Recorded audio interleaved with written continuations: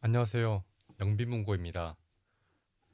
오늘 이번 시간에는요, 관계를 정리하는 중입니다라는 책을 가지고 왔고요. 이평 작가님의 에세이입니다. 부크럼이라는 출판사에서 이번 낭독 콘텐츠를 허락해 주셨고요.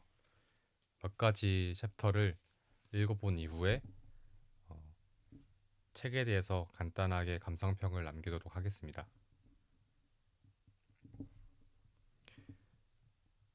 아니다 싶은 관계는 맺힐 줄도 알아야 한다. 아니다 싶으면 매몰차게 관계를 잘라내는 사람들, 그러한 성향인 사람이 때로는 부럽다. 아니다 싶으면 상황부터 모면하고 보는 나와는 다른 사람들, 먼저 떳떳하게 자신을 아낄 줄 아는 사람들이 부럽다. 당신과 나, 그리고 연결된 사람들의 판이한 입장 표명, 이후 정치질이 난무하는 숨막히는 암투극, 그런 행위 자체가 무의미하다고 여기는 편이다. 감정 소모하지 않고 완만하게 지낼 수 있지 않나. 굳이 편을 가르고 시시비비를 가릴 필요 있을까? 둥글게 살아가자. 상처를 주면 그것은 반드시 돌아오게 마련이라고. 언젠가 되로 받을 걸 말로 갚아야 할 수 있다는 인생 철학이 이리도 지키기 힘든 말이었나. 내가 아닌 다른 사람으로부터 원치 않는 사람으로 묘사되고 있을 때 그 심정이란. 집에 들어서면 하소연할 것도 없이 마냥 울음부터 터뜨려야지. 굳은 마음으로 거울을 쳐다봤는데 이런 내가 한심스러워 보였는지 전날 밤 연신 술을 들이부은 물고를 보자 웃음이 터져 나왔다. 그래, 사는 게 별거냐. 내 사람, 내 관계 다 챙기면 뭐해. 돌아오는 건 공허뿐인데. 형식만 번지르르한 삶을 살아서 무슨 의미가 있지? 차후에 벌어질 일 따위 생각하지 않는 것. 에라 모르겠다는 심정으로 보기 좋게 관계를 망가뜨리기도 하면서 살아봐야지. 진짜 내 인생을 위해서. 물론 관계에 정답은 없다. 이 사람의 방침이 맞을 수도 때에 따라서 오늘의 방침이 통한 걸 수도 있다. 정답이 없다는 것은 완벽하지 않다는 것. 다시 말해 온전하지 않으니 때에 따라서 다각적으로 변모할 수 있는 사람이면 된다는 뜻이다. 불분명한 세상에서 이러한 사고까지 도달했다면 완전에 수렴하는 중이라 긍정할 수 있지 않을까. 어제보다 성숙한 어른이 될 수 있다는 뜻이다. 그런 의미에서 당신처럼 내성적이며 싸움에 무른 경우 부족한 부분을 채워주고자 한다. 마음가짐 첫 번째. 스스로를 직설적으로 변호할 줄 알아야 한다. 그래야만 진정으로 자신을 사랑할 수 있게 된다. 그러기 위해서 마음가짐 두 번째. 현실적인 사람이 될 줄 알아야 한다. 의사 전달을 명확하게 표현하고 선을 그을 수 있는 사람이 되어라. 나는 내성적이고 다정에 친숙한 사람이야. 라면 기질적인 한계로 치부하지 않고 말이다. 발현되지 않은 면모를 가능성을 풀어 헤쳐가는 과정이 필요하다. 세 번째 실천할 당신이다. 재지 말고 이런저런 시도를 통해서 나의 것으로 만들어갈 차례다. 넘어지고 잘못된 선택이라 후회하는 순간도 있겠지만 점에서 그칠 것이 아니라 완연한 선으로 이어가는 것이다. 어떤 선택이든 결국 정답은 없겠지만 그러한 과정 속에서 적어도 부러워하지 않을 수 있다. 이를테면 아니다 싶으면 매몰차게 관계를 잘라내는 사람들이 부럽다는 것에 대해서. 그리고 당신은 생각보다 괜찮은 사람이기에 누군가에게는 믿음직한 사람일 수 있다. 비록 누군가에겐 미움의 대상이 있겠지만 누군가에게는 이유 없이 사랑스러운 사람이다. 당신의 둥글둥글함이 누군가에겐 원만한 인상을 줄 수 있을 것이고 어떤 누군가에겐 우유부단함으로 보일 수 있다. 일련의 행위가 자기 객관화를 간과한 본질 부정이라면 위의 문장을 되새기는 것도 좋겠다. 모든 사람에게 인정받을 수 있다는 생각을 내려놓자. 모든 사람에게 좋은 사람이 될 필요 없다. 하지만 모두에게 좋은 사람은 될 수 없어도 당신 자신과 누군가에게 끊임없이 사랑받고 있다.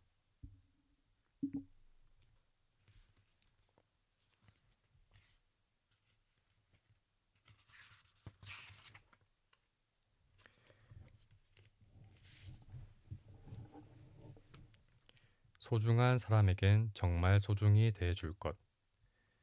그 선배와 더 이상 가까이 못 지내겠더라. 술버릇이 무척 안 좋은 지인이 한 명 있다. 술잔을 기울이는 횟수보다 다른 테이블과 시비 끝에 핀 담배 계비가 더 많으니 말 다했지. 하루는 내게 부탁을 하더라. 내가 술을 자제 못하는 것 같으면 네가 좀 말려줘. 경찰 되는 것이 꿈인데 이러다 진짜 큰일 나겠다. 본인이 그렇게 간절하면 아예 술을 끊으면 되지 않을까? 많고 많은 사람 중 굳이 내게 이런 부탁을 하는 이유는 또 뭐야? 답답한 나머지 그 사람에게 진심 어린 충고를 건넸다. 돌아온 것은 해도록. 그리고 자신은 원래 그런 사람이니 어쩔 수 없다는 말. 잔뜩 화를 내더니 심한 말과 함께 뒤를 돌아섰다. 벙찐 표정을 뒤로한 채 집으로 가는 길에 냉담했고 분노로 가득 찬 마음은 새로이 이성을 찾았다. 어떤 관계든 세상에 당연한 관계는 없다고 생각한다. 우리가 이만큼 알고 지냈으니까 이렇게 편히 대해도 상관없겠지? 그건 무슨 말도 안 되는 생각일까? 정작 본인이 같은 상황에 처하면 불같이 화를 낼 거면서 모든 관계는 불완전하지만 유지될 수 있다. 아래 두 가지만 잘 지켜준다면 말이다. 첫째, 타인 간에는 일정 거리가 존재한다는 것을 잊지 않을 것. 둘째, 가까운 사이라도 경각심을 가지고 행동할 것. 이를 명심하고 살아가길 바란다. 그래야만 완전을 향해 끊임없이 선이라도 그을 수 있는 것이다. 오래 알고 지냈다고 해서 전부 오래된 관계라 부를 수 있는 건 아니다. 그런 의미에서 우리가 이만큼 가까워졌으니 함부로 대해도 되겠지 따위 생각은 어디서 흘러나온 걸까? 그 어떤 이유로도 감정폭력은 정당화될 수 없다. 좋은 사람이었기에 당신을 그만큼 믿은 사람이었기에 몇 번의 무례함을 이해해 준 것뿐이다. 소중한 사람을 감정 쓰레기통처럼 대하지 마라. 에이, 그럴 수도 있지 하며 하나둘 쓰레기 말을 통 안에 집어넣다 보면 어느 순간 의미 없는 관계가 된다. 소중한 사람에게는 정말 소중하게 대해 주어야 한다. 이렇게 대해도 무방한 사람이라 여기며 고충을 마음대로 털어놓아서는 안 된다. 소중한 사람과는 소중한 이야기만, 좋은 사람과는 좋은 말만 공유하며 서로에게 선한 영향력이 되어야 한다. 무엇보다 나의 호의를 권리로 여기는 사람 말고 그러한 호의를 소중히 여기는 사람을 만나야 한다.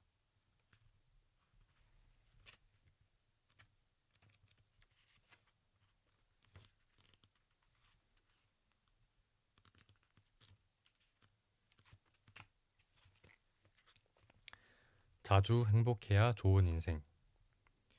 주말이 좀 더 길었으면 좋겠다. 아니면 주 3일 정도 금, 토, 일은 쉬었으면 한다. 자고 싶을 만큼 푹 자고 뒤늦게 일어나 암막 커튼을 걷고 기지개를 견디 빈둥대다가 밀린 집안일도 하고 싶고 아직 해가 지지 않았으면 햇빛 좋은 공원으로 쏘다니고 싶다는 말이다. 낮에만 그럴까? 저녁 약속을 잡고 좋아하는 사람과 식사부터 커피까지 나누고 싶은 대화가 얼마나 많은지, 음악을 들으며 하는 취미 생활은 얼마나 꿀잼인지. 주말이 금토일이어야 하는 이유는 다음과 같다. 금요일, 토요일은 활동적인 하루를, 일요일은 안식일을 가져야 하기 때문이다. 놀고 싶은 마음마저 발산해야만 하는 행복의 이유. 그럼에도 불구하고 아무것도 하지 않은 날이 꼭 필요한 회복의 이유에서 말이다. 근육을 찢고 충분히 쉬어야 하듯 우리 인생의 정적인 일은 무조건적으로 필요하다. 생존을 위해서 아등바등 살아가되 잘 놀고 잘 웃고 잘 쉬는 것만큼 중요한 것은 없다. 그 정도 기간이라면 여행을 가도 참 좋을 텐데 말이다. 가까운 도시라도 좋으니 돈만 가지고 무작정 떠나는 여행도 괜찮겠다. 여행이 아니어도 여행의 의미를 주는 것 말이다. 이를테면 기차로 1시간 거리에 사는 친구를 위해 3일 정도 되는 기간 안에 여유롭게 만나고 오는 것. 구름 위를 살포시 걷는 듯한 낭만과 함께 행복에 대한 이야기도 충분히 할 수 있을 것 같아서 말이다. 내어준 시간만큼 행복할 수 있는 거니까. 진정한 여유는 통장 속 잔고와 충분한 시간, 그리고 이를 나눌 수 있는 적당한 취미에서 나온다고 본다. 현실이 녹록지 않으니 주말이 좀 더 길었으면 좋겠다라는 생각 따위는 하는 거겠지. 같은 말로 주어진 환경 내에 내가 할 수 있는 것에 생각해 본다. 살아보니 행복 별거 없다. 때가 될 때 좋은 친구 만나고 맛난 음식 먹으러 가고 재밌어 보이는 거 누리는 거다. 마지막에 웃는 사람이 성공한 인생 아니고 웃을 수 있을 때 잘 웃는 게 찐 성공이다. 행복은 쌓는 게 아니라 그저 누리는 것. 걸을 수 있을 때 예쁜 곳 많이 다녀야 한다. 죽을 때는 빈손으로 가는 거잖아. 돈도 시간도 행복도 사랑도 쓸 수 있을 때 아낌없이 써라. 삶은 후회를 지워 나가는 일의 연속이다. 다 갖췄을 때 행복하자 말고 순간순간 누리며 최대한 행복하게 살 것.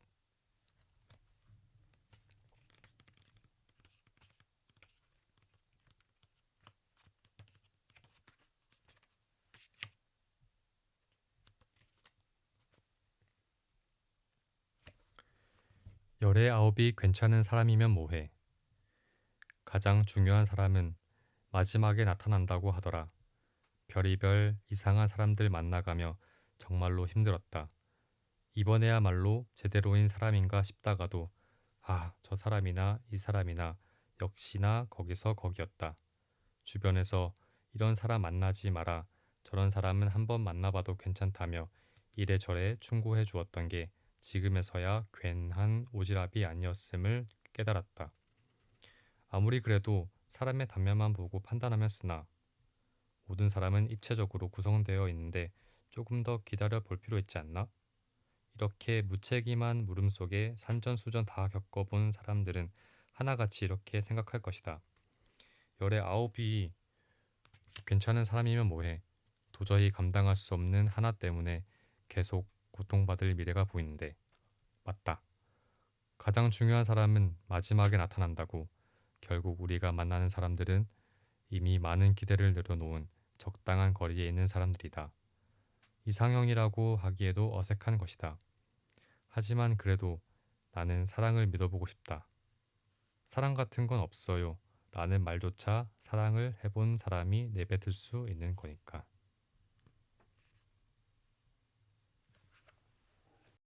여기까지 관계를 정리하는 중입니다의 챕터 몇 가지를 읽어보았는데요. 책에 나오는 아니다 싶은 관계는 내칠 줄도 알아야 한다. 이 말이 과거의 저에게는 참 어려웠어요. 어떻게든 그 관계를 유지하려고 제 자신을 깎아가면서까지 유지하려고 했던 제 모습이 생각나서 읽어드렸습니다. 뭔가 그런 관계가 있는 것 같아요. 애써 유지하려고 하는데 사실 스스로 느껴지거든요. 이 관계가 나를 행복하게 하는 게 아니라 갉아먹어 간다는, 이거 아닌 것 같은데 싶은 그런 느낌이 드는데, 과거에는 그럼에도 내가 좀 더 노력하면 되겠지라는 생각으로 그런 관계들을 붙잡아 왔던 것 같아요. 그런데 모든 관계는 손바닥이 마주쳐야 소리가 된다고 하잖아요. 한 사람은 노력한다고 되는 게 아니라서 스스로 생각할 때 아니다 싶은 관계는 딱 자를 수 있는 그런 사람이 되어야 되는 것 같아요. 너무 매정한 사람이 되는 거 아닌가라는 생각이 들 수도 있는데, 그런 안 좋은 관계를 잘 정리를 해야 내 주변에 정말로 나를 소중하게 생각하는 그런 사람들만 남을 수 있다라고 생각이 듭니다.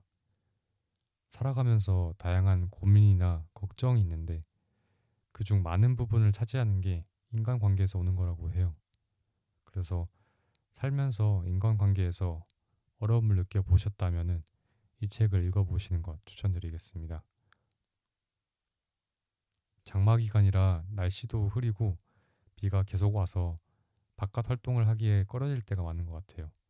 그럴 때 카페나 도서관에서 책을 읽으시는 것도 너무 좋은 것 같습니다. 감사합니다.